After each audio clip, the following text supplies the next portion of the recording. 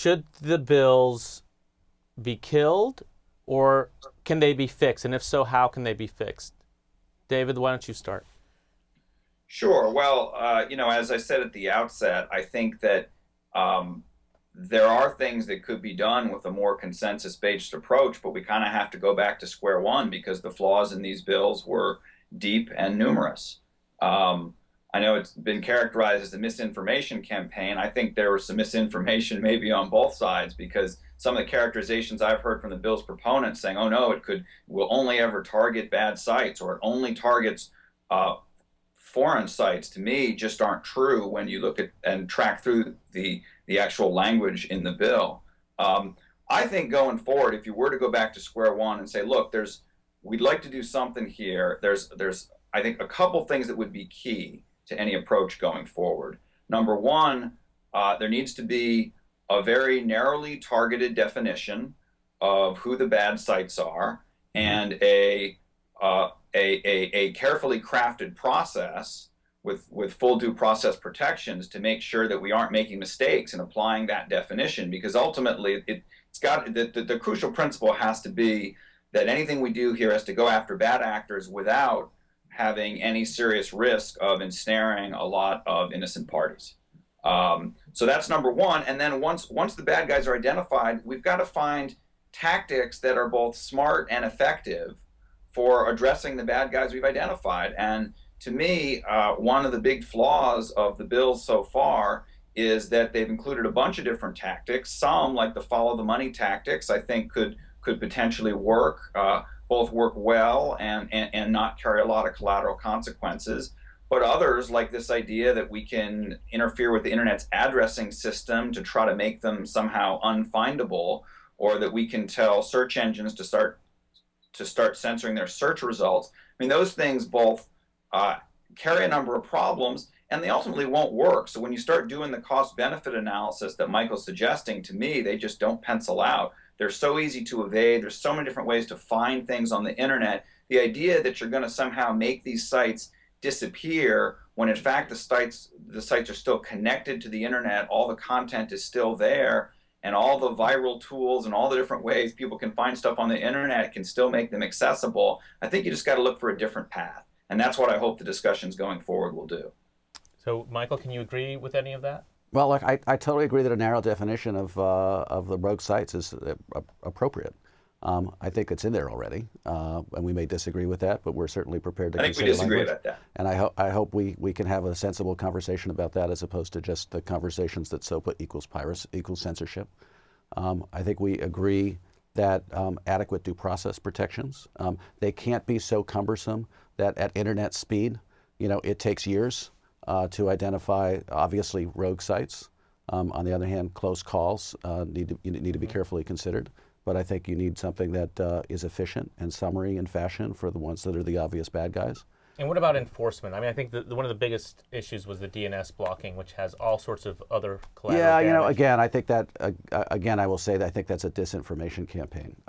I will say, And I will disagree with that again. well, Yeah, I some would of the, some disagree of with the, that one too. some of the engineers who have talked about, some of the engineers who signed on, one of the engineers who signed on to that letter was actually at a Stanford conference recently and said, DNS blocking is not going to break the internet.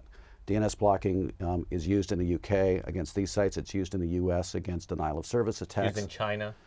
Well, that by the way is one of the worst pieces of disinformation. Okay, yes, DNS blocking may be used in China, but comparing protection of individual rights with censoring political speech, to me, is just is such a night and day thing. I think it depends on what's blocked and for what reasons.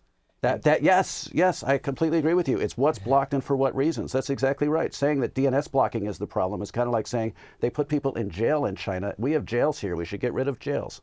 The problem is, how do Well, you I use it? really, What sites are you blocking and why? David?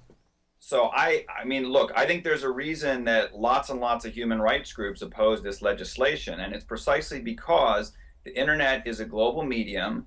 And when you go around the globe and go to these international conferences and talk to folks who are involved in internet policy, it's amazing the extent to which other countries are watching what we in the United States do. And it certainly is true that trying to block something because it infringes copyright is not at all morally the equivalent of trying to block something because it's political speech that a government may disagree with. But when it uses the same tactic, other countries are going to look at what we're doing and say, well, But look, David, you guys use the internet addressing system to try to block access to stuff that violates your domestic laws. We have our domestic laws and content we think is inappropriate under our domestic laws, and we use it to block that. But David, you know that argument proves too much, because DNS blocking is used today to block child porn. It's used today to block denial of service attacks. It's used this today is another to block example of misinformation. The DNS blocking that happens today in the United States is generally at the enterprise level. We don't have ISPs mandated to do DNS blocking in the United States. It's been repeated throughout this debate that this is what goes on now for child porn. No, it's not. There are things that are done for child porn. There is a regime for that, but it is not DNS blocking in the ways that are contemplated in this bill. Then what is it? There is a registry of specific images that are child porn, and so there are hashtags made of those, and those are used by content hosts to try to make sure that they aren't hosting any of those images on their servers. So there is a system, but it doesn't involve messing with the internet's addressing system. Actually, you know, the DNS blocking is used to block various sites with malware. Every ISP uses DNS blocking today. We've talked to them all. In fact, Paul Vixie, who is one of the engineers who signed on to that letter, was one of the people who invented DNS blocking as a technique to deal with various attacks on the net itself. And Paul Vixie will tell you at length why he thinks DNS blocking does not and cannot work for blocking copyright infringement sites. So I encourage you to talk to him about it. Well, I've seen his material, and his material basically says he doesn't think IP piracy is important enough to use the technique against.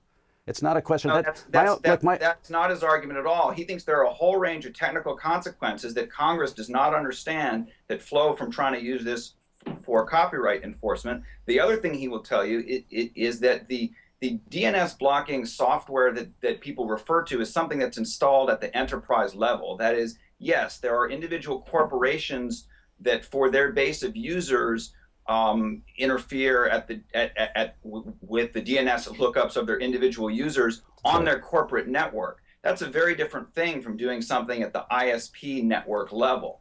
And he'll tell you that, and he'll tell you, this is a tool that can work for some purposes in certain circumstances. Doing it at the ISP level for copyright and trademark enforcement doesn't work and is going to cause problems. Well, but I just want to close off that argument, because the point I'm making is only this. That's saying that because DNS blocking is being used for piracy, telling people that they can use DNS blocking for censorship is way too strong an argument, because if the argument's about DNS blocking is used today. If the argument is about whether it's piracy DNS versus censorship, those arguments are legitimate. But that just means you have to make a decision as to what those important values are. There is no DNS blocking at the level that that's being proposed in this legislation.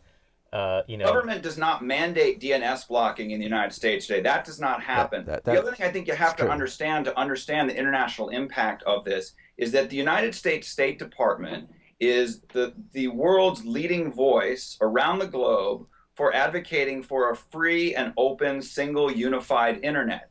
That is something we go to foreign countries and say, don't censor your internet, don't have a blacklist. It's important to have the internet be open and uncensored, and for the internet to be the same everywhere. What this legislation proposed with DNS filtering was essentially to try to have a U.S. blacklist of sites that U.S. users would be blocked from going to. Once we go down that path and other countries follow our example, that means each country has its lists of sites that they don't allow access to, and now you've got a balkanized internet that looks different depending on which country you're in. It's the exact opposite of what we've been arguing for on a foreign policy basis. And the people who want to go to those sites will just find other ways of getting to them anyway, right? Because you're just blocking the directory. You're not actually blocking the site itself. And if I know the IP address of the site, I can get to it. And while now only people who are technically adept would know where to find that IP address, I can guarantee you there's going to be all sorts of sites that will tell you what the IP address is. And then you're just shifting the policing burden away from where it seems to be easy right now, and you'll just have this proliferation of sites that are directing people to these sites. So you're not actually solving the problem. We should move. I think we should move this argument a little away from DNS blocking because it's not in the bill at the moment, and it's something that I think raises. But you want it to be in the bill. I do want it to be in the bill. I do think that it is a useful tool. I think there is no anti-piracy mechanism that's perfect. I think every anti-piracy mechanism is about slowing down the average person. Mm-hmm. Whether you call it, whether it's encryption, whether it's security, technical protection measures on a DVD or anything else. It's about making it harder for the average person. There's always going to be piracy, right? There always has been piracy. There always will be piracy. The question is about reducing the level of economic activity to allow a productive industry to survive, and do it in a way that's acceptable to all, as a general matter. So I disagree that DNS. First of all, I disagree strongly with the argument that DNS blocking for copyright is the same thing as DNS blocking for political speech. I do think that. And I don't think the argument, by the way, is that it's the same thing. I think it's that we're setting a dangerous international precedent that may come back and bite us, and that's why you see so many international human rights groups concerned. Okay, I think we're not going to agree on this. Right. And unfortunately, we're out of time. I would like to thank both of you for coming on and talking about these issues. And maybe next time you guys can be in the same room. So. Thank you very much, David and Mike, for joining us, and I'm sure we'll be discussing this more in the future. Great. Thanks for the opportunity. Really appreciate it.